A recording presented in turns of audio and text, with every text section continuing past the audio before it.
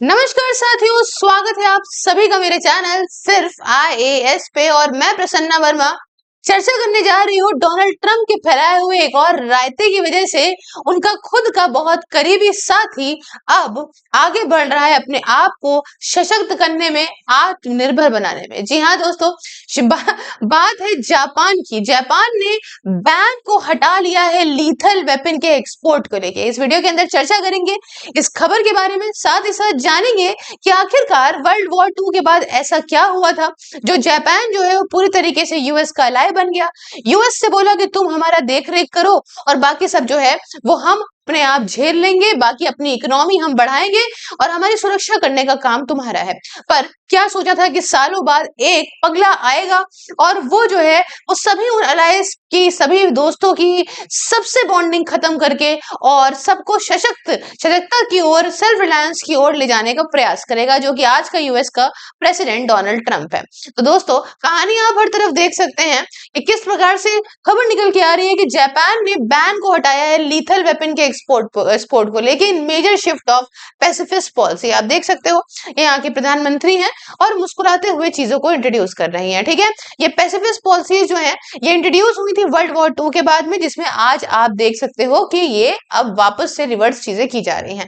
World war 2 pacifist policy, Japan lifts ban on lethal arms export, ये इस प्रकार की चीजें निकल के आने लग रही हैं और जापान आज काफी ज्यादा चर्चा में आ गया है। तो आइए थोड़ा सा समझते हैं, कुछ बैकग्राउंड लेके चलते हैं कि क्या हुआ था उस टाइम पे और क्या हुआ था वर्ल्ड वॉर 2 के टाइम पे। दोस्तों, जापान अपने पूरे एक्सट्रीम जोर में था।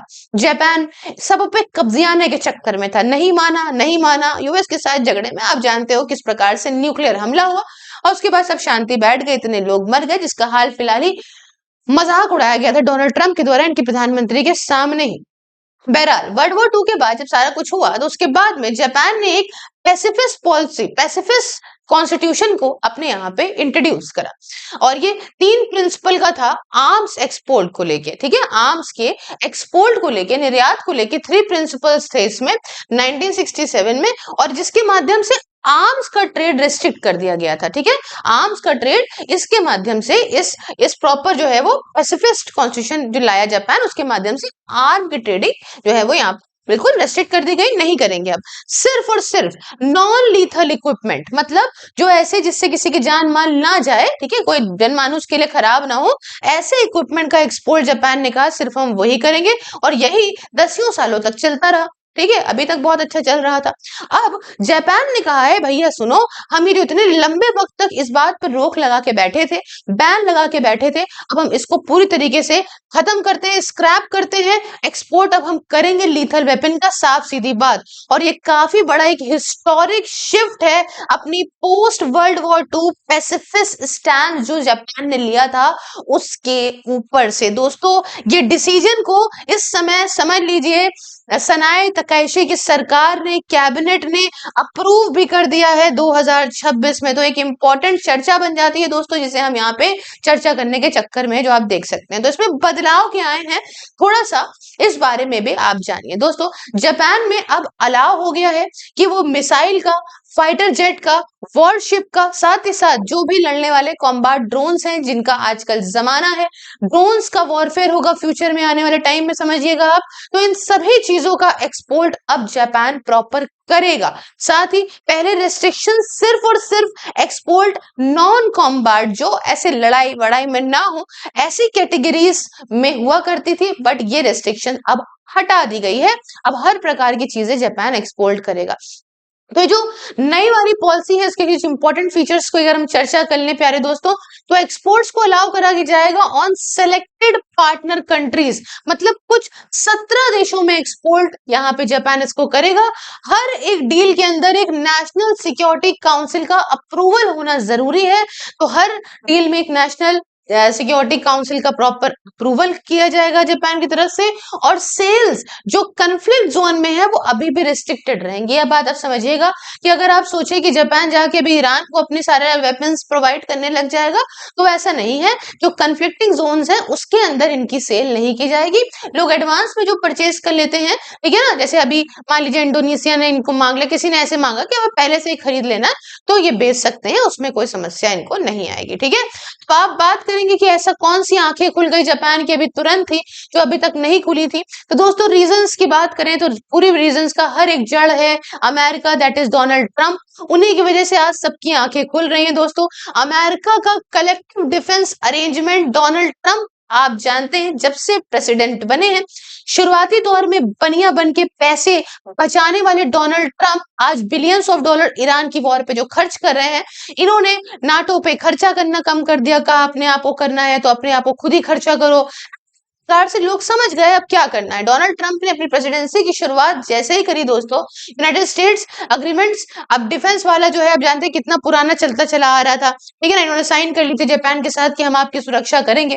पर अगर बात करें ट्रंप की, तो ट्रंप नाटो को जब दे नहीं रहे हैं ना इतना पैसा सिक्योरिटी के लिए, नाटो आज जिस प्रकार से टूट रहा है, आप समझ रहे हैं कि डोनाल्ड ट्रंप के चीख चीख के चिल्लाने के बावजूद भी किसी प्रकार से ना यूके खड़ा हो रहा है, ना फ्रांस खड़ा हो रहा है, ना स्पेन खड़ा हो रहा है। तो साफ सीधा समझ में आ रहा है कि अब यूएस की सिक्योरिटी की तो क्या ही बात करी जाए। यूएस की सिक्योरिटी का क्या भरोसा, जो आज ट्रिलियंस ऑफ डॉलर्स देने के बाद भी सऊदी अरेबिया जैसे गल्फ नेशन से उनकी सिक्योरिटी को कुछ नहीं दे पाया।